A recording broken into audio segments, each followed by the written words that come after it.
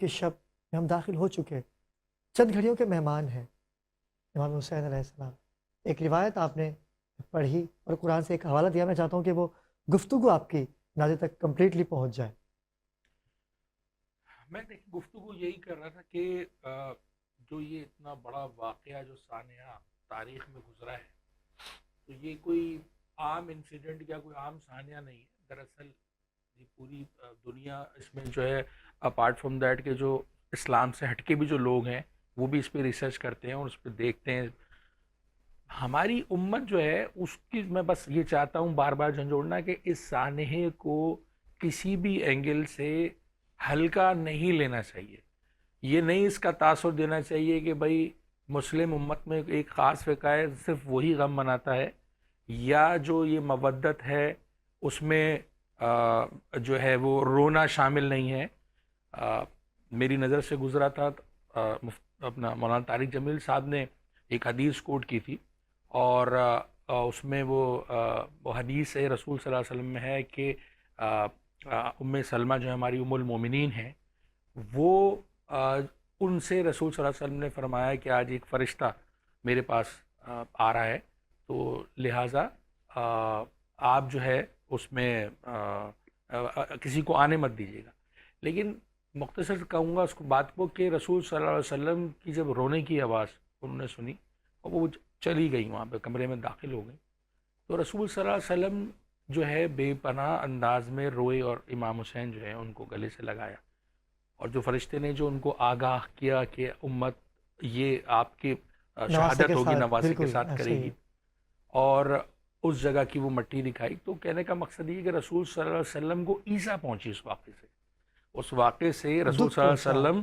جب وہ اطلاع ملی اور وہ دکھ پہنچا ان کو، کیونکہ اتنے لاڈلے نواسے ان کے۔ بالکل ایسے ہی۔ اسی طریقے سے حضرت ایک ہمارے صحابی ہیں، ان سے بھی ایک حدیث ہے کہ انہوں نے خواب میں دیکھا جس وقت یہ واقعہ ہوا 10 محرم کو، کہ رسول صلی اللہ علیہ وسلم خواب میں ان کے وہ دیکھتے ہیں کہ رسول صلی اللہ علیہ وسلم کے جو بال ہیں وہ بکھرے ہوئے ہیں، کپڑے جو ہیں وہ گرد آلود ہیں، اور آپ کے ہاتھ میں ایک شیشی ہے جس کے اندر لہو موجود ہے۔ تو صحابی جو ہے وہ انہوں نے سوال کیا، یا رسول اللہ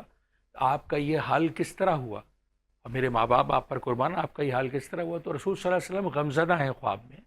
اور ہماری یہ صحیح بخاری میں حدیث موجود ہے، اور وہ غمزدہ ہیں، اور وہ بتا رہے ہیں کہ میرے اہل بیت آل رسول کو آج شہید کر دیا گیا ہے، اور یہ ان کا میں خون۔ تو میں جو قرآن کی آیت کا حوالہ آپ کو دے رہا تھا کہ جو قرآن کی آیت میں سورہ احزاب میں آیت نمبر 57 میں ہے کہ جو شخص اللہ اور اس کے رسول کو ایذا پہنچائے گا، جو شخص اللہ اور اس کے رسول کو ایذا پہنچائے گا، اللہ اس دنیا میں بھی اس پر لعنت کرتے ہیں اور آخرت میں بھی لعنت کرتے ہیں، اور ان کے لیے ذلیل کرنے والا عذاب تیار کر رکھا ہے۔ تو ہمیں اس بات پہ اپنی توجہ لینی چاہیے، اگر ہم اس ڈیٹیل میں اگر نہ بھی جائیں کہ کس حد تک کی ان کو تکلیفیں پہنچائی گئی، اس شہادت کی تفصیل میں اگر آپ نہ بھی جائیں، لیکن یہ بات چونکہ ہماری احادیث کی کتابوں میں موجود ہے کہ رسول صلی اللہ علیہ وسلم کو وہ غمزدہ تھے، ان کو تکلیف ہوئی، ایذا ہوئی، یقیناً یہ ایذا پہنچانا کنیکشن اگر آپ لیں اس آیت سے کہ اللہ اور رسول کو کوئی شخص ایذا پہنچائے گا، تو یہ جو ایذا رسول صلی اللہ علیہ وسلم کو پہنچ رہی ہے وہ اللہ کو پہنچ رہی ہے۔ تو ہمیں اپنی جو آنے والی نسل ہے اس کو اس بات کے لیے پریپیئر کرنا چاہیے کہ یہ جو واقعہ ہے دراصل ہماری روح کو جھنجھوڑنے کے لیے ہے کہ ہم کہیں نہ کہیں کوئی کوتاہی، کوئی گمراہی کا ہم شکار تو نہیں ہو رہے، کہ ہم اس جو رسول صلی اللہ علیہ وسلم نے ہم تک یہ دین پہنچایا ہے اس پہ ہم ان کے مکمل فرما بردار رہنے میں کامیاب ہو رہے نہیں ہو رہے۔ تو اس میں مکمل فرما بردار رہنے کے لیے یہ ضروری ہے کہ جیسے میں نے پچھلی گفتگو میں بھی کہا کہ یہ ہمیں ٹیکس جب تک ادا نہیں کریں گے تو ہم اس وقت تک اپنا وہ لیجٹ نہیں کر سکتے اس کمائے ہوئے دھن کو۔ اسی طرح جو ہم نیکیاں کریں، ہم مساجد بنائیں، ہم نمازیں پڑھیں، روزے رکھیں، لیکن اگر ہم مودت نہیں کرتے رسول اور آل رسول سے، اہل بیت سے، ہم اس طرح کی اس چیز کو محسوس نہیں اگر کرتے اور خالی ہے ہمارا دل، یا ہم کچھ اعتراض کرنے کا باعث بنتے ہیں ان کے مرتبے میں اور ان واقعات میں، ہمیں اس سے بچنے کی ضرورت ہے. ہمیں اس بات کو تسلیم کرنا چاہیے. اگر آپ یہ بھی صرف اتنا ہی سمجھ لیں کہ رسول صلی اللہ علیہ وسلم کو ایزا پہنچ رہی ہے، کیونکہ خواب میں آپ کو پتہ ہے کہ کوئی شیطان بھی رسول کی شکل لے کے نہیں آ سکتا. جب حدیث کی کتاب میں موجود ہے اور صحابی یہ خواب دیکھ رہے ہیں کہ رسول کی اذیت کی گواہی مل رہی ہے، تو اس بات کو سمجھنے کی ضرورت ہے پوری امت کو. یہ جو لیسن ہے کہ یہ جو پوری